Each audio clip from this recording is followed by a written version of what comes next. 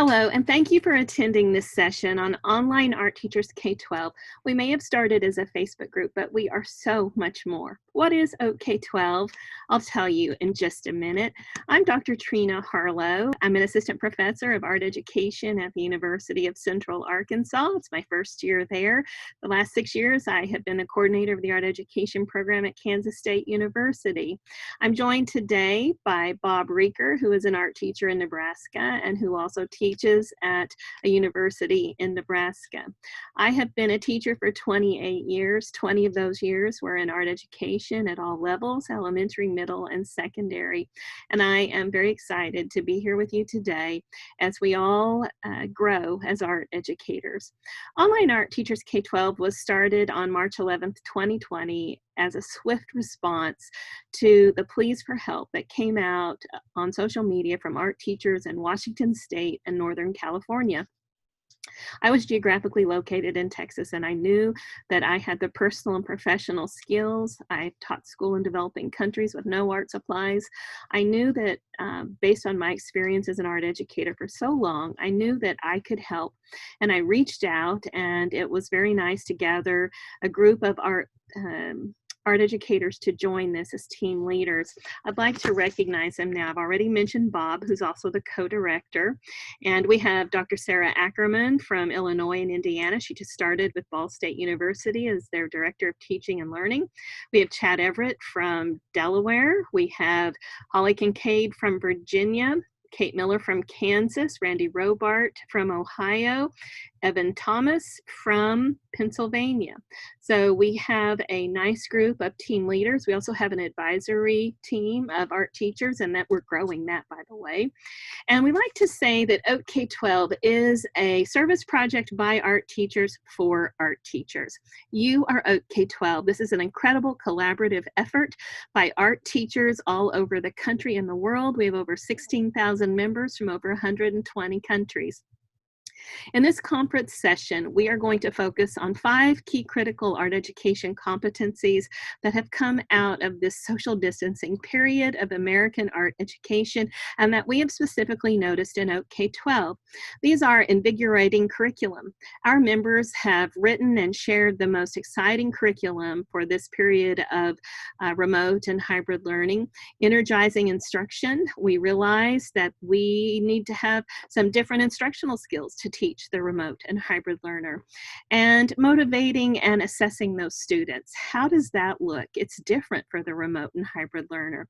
Sensible supplies. This spring, we saw teachers using found objects and objects from nature. And then this fall, we've seen teachers creating supply packets as budgets would allow. And of course, digital instruction skills.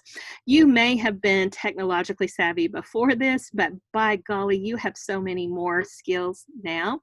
And so these are the competencies that have come out of this period of remote and hybrid instruction.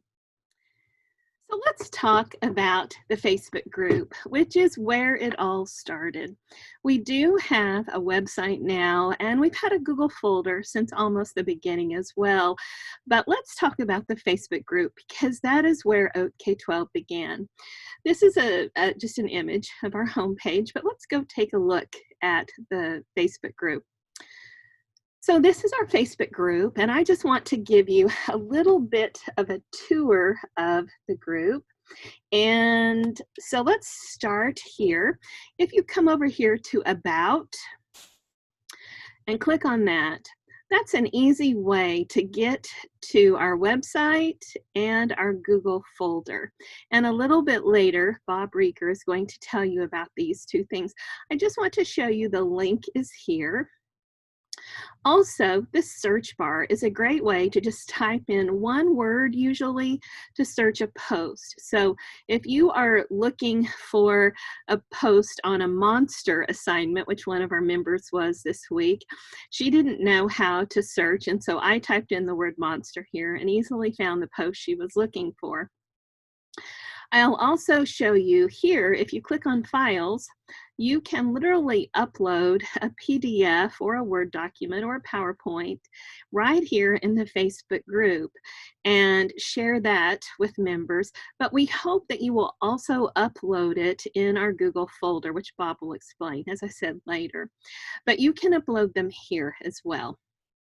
Remember, sharing is what makes OATK12 so unique, so please share your work with other members. I also want to show you, if we come back to the home page, I want to show you here, you can see that the day I'm filming, we have 15,820 members just since March 11th when this group was founded just a few months ago. But I want you to come up here and I want you to see this. These are topics. And if you click on Manage from your laptop or computer, the list will come up of all the topics we have created. We're trying not to have hundreds of topics. We're trying to file posts under some generic topics just to help you find what you're looking for. The default mode of organizing them seems to have to do with the ones that have been used most recently. So if you click on the drop-down arrow there, you can alphabetize those topic tabs, and that will let you see our topics in alphabetical order. I want to come down here to, I think I'm going to come down here to photography and show you what we have here. Here we have 141 posts filed and probably thousands of comments under them on various photography assignments. Teachers are making videos, they're sharing how to do filming and photography, they're sharing lesson plans, they're sharing tips and tricks, all kinds of things. You can also come here, and if you want to see all of our videos from the 2 conferences we hosted one in April that was led by our team leaders, and we hosted one in June where we invited many of our group members to participate.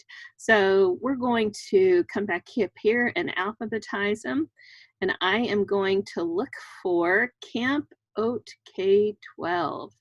Let's see, here it is. If you click on Camp OATK12, you'll see posts with all of the videos from our conference in June, which was outstanding. It is also, all of these are also easily found on our website under events. So that is really how the Facebook group is laid out. And you can see here announcements. If you click on these, you just want to get a history of the group and know how to use the group.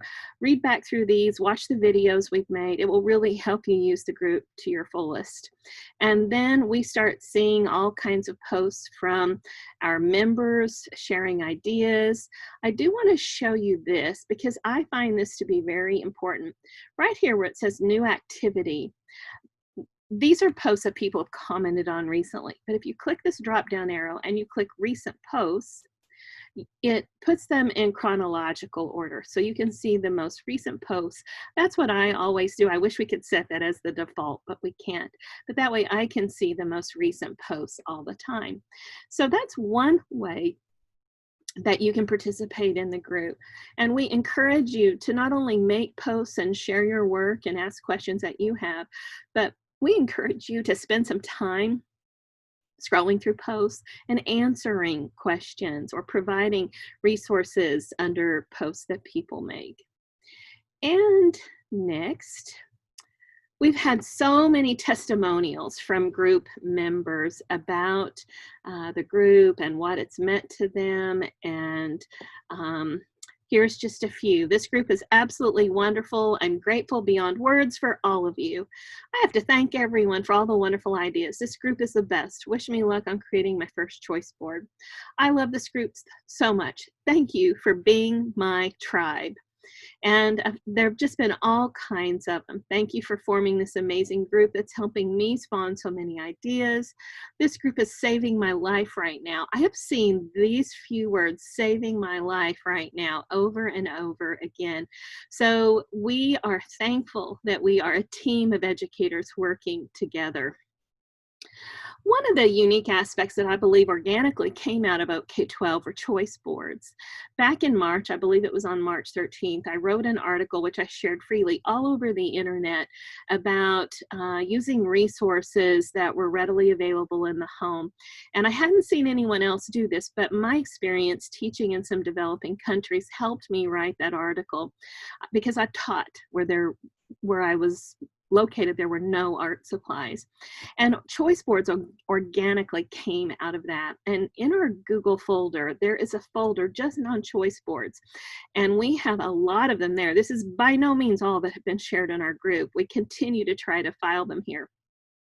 But some teachers they're all downloadable and you can use them as an idea to make your own, but some teachers have made them editable so that you can download it first, and then when it's on your computer, you can make the changes you want to. Just make sure you download it first, because if you don't, you change it in the Google Doc, and that's been a little bit of a problem in all these Google folders we're sharing. So make sure you download them to your computers first. And here are some choice boards that I have made. Remember, I teach university students, so mine are a little different than yours might be in elementary, middle, or high school. But I was an art teacher for 20 years, so I have a background teaching all levels of art. This one was made for students who are going to be elementary ed majors. Excuse me, I said that wrong. This is for students that are going to be elementary education teachers.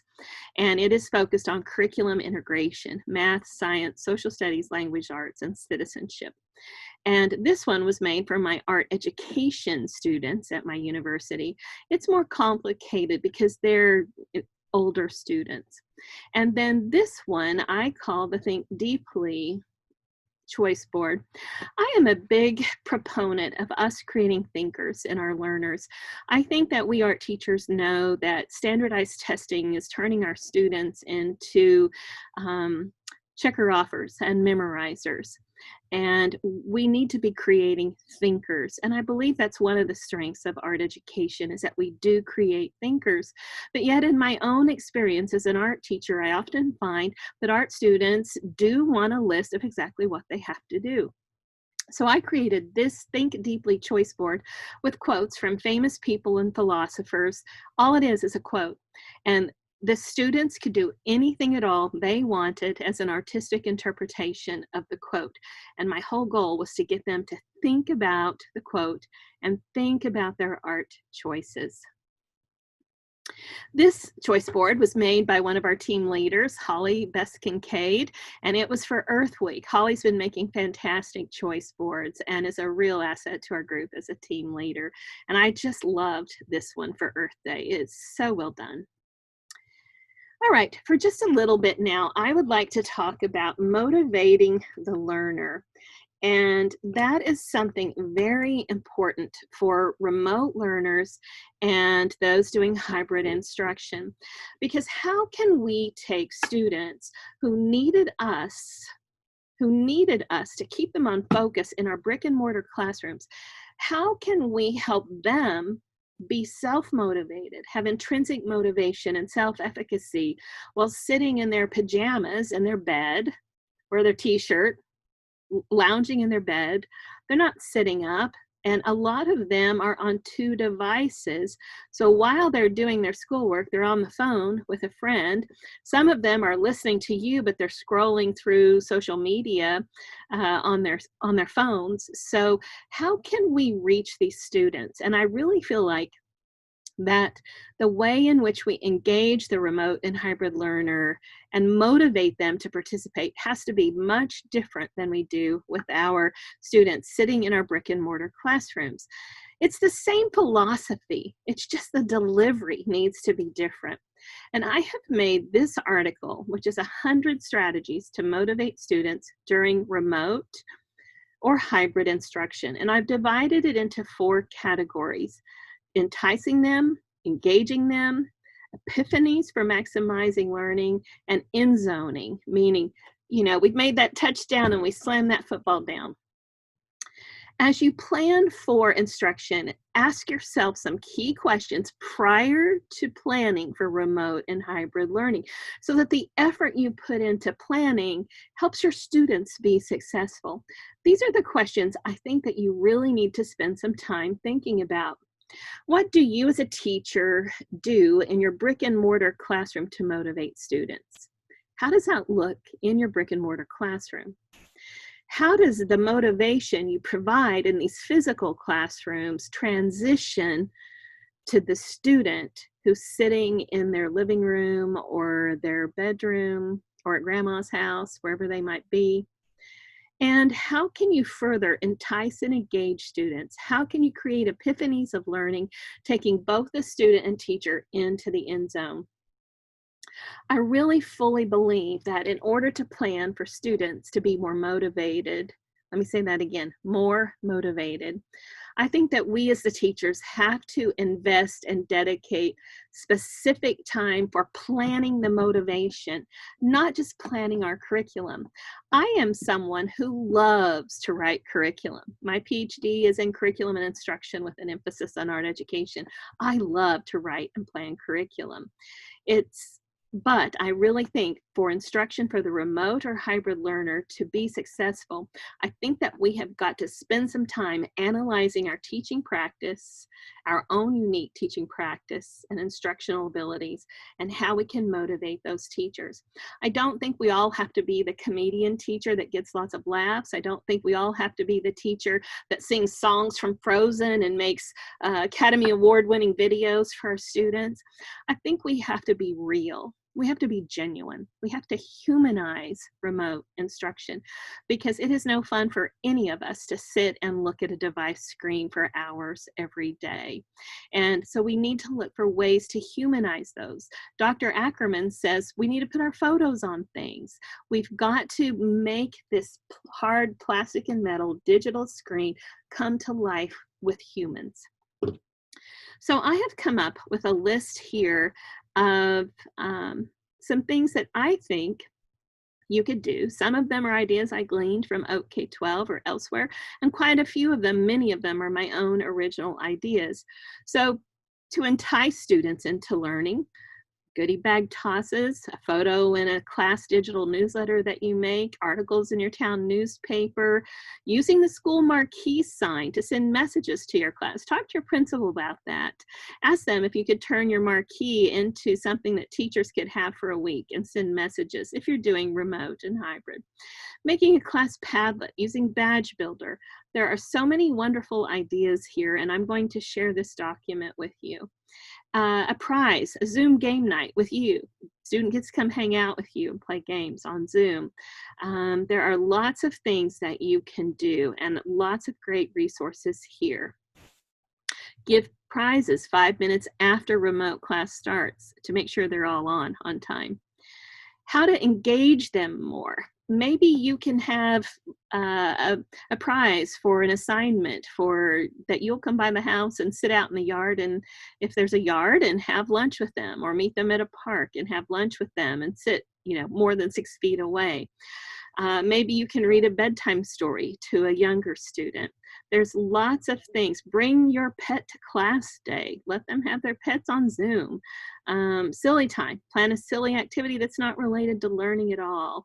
There's all kinds of things here. I really like this Kindness Conversation Starter website, and I really like this one on teaching coping skills to students. These free bingo cards are awesome. Joke of the week, magic trick of the week. There's all kinds of things, of course, playing games that you can do with students. And some epiphanies, drive-by virtual hugs or smiles with or without signs. Again, a Padlet with notes to all your students, encouraging them. A virtual talent show, a front porch portrait with you, cupcake in the yard. Take your computer outside and go on a virtual walk with students. Incorporate more praise. We can't love our students enough right now. They need to know that it's going to be okay. They need hope from us. Lots of great ideas here. Use Incredibox to create a song or dance. Into the 9 weeks digital awards ceremony, and give some fun awards. Wore their pajamas the most to class, or never wore shoes to class. Fortnite V-Bucks, read about that. You want to engage those middle school students and some of those boys, those older elementary boys especially. I know that some of you had trouble engaging them. Check this out. Let students pick a TikTok dance for you to do. Make a class dojo. There's just so many things. Have class in the kitchen one day and bake with students. There's so many incredible things here. Gratitude prompts, brag tags, and then end zoning. Some things you can do at the end of a unit, the end of the 9 weeks, the end of the semester. There's some great ideas here for you. So I think the important thing here is to get out of your norm that you might do in your brick and mortar classroom and do some different things with them that will encourage them in remote learning. And also, just remember that we've got to overcome this, this dullness with online remote learning or hybrid learning. All right. And the next thing I want to talk to you about is our journal project. So we are doing a project with the Smithsonian Institution. I reached out to them back in March and asked if I assumed they were going to want to document this period of American education. And so we have asked you to email us if you want to participate. And those participating have been doing journals since March, and we're hopeful to get this project all put together with the Smithsonian, but we know it will take a while. You can still participate. Email us at onlineartteachers@gmail.com and let us know you want to be involved in this. I think that one of the last things I'd like to say to you is we have to recognize fully that this is not going to be our most ideal teaching. This pandemic and other things going on in our country of the United States, our presidential election, racial equity issues, racial issues that we all need to be discussing, systemic racism. There's so much going on in our country, and let's talk about fires in California and hurricanes in the Gulf. We're all wearing masks, and there's so much going on in our world that teachers, you've got to take care of yourself. You have to take care of yourself. We have a generation of children and adolescents that are depending on us. We are more than essential workers. Teachers are the future. We teach the future. I fully believe we are more important than essential workers. So your principal, your administrators may toss out some self-care ideas they want you to do, but what self-care is really about is you examining what you need. What do you need to do to take care of you? Mindfulness, things that help you relax. Go outside at lunch. If your school is face-to-face, go outside and take a blanket and take that mask off and sit outside under the blue sky and just decompress a little bit. Take care of yourself during these times. Now, Bob Reeker is up next, and he's going to talk to you about some other aspects of Online Art Teachers K-12. So thank you for joining us in this session, and here's Bob.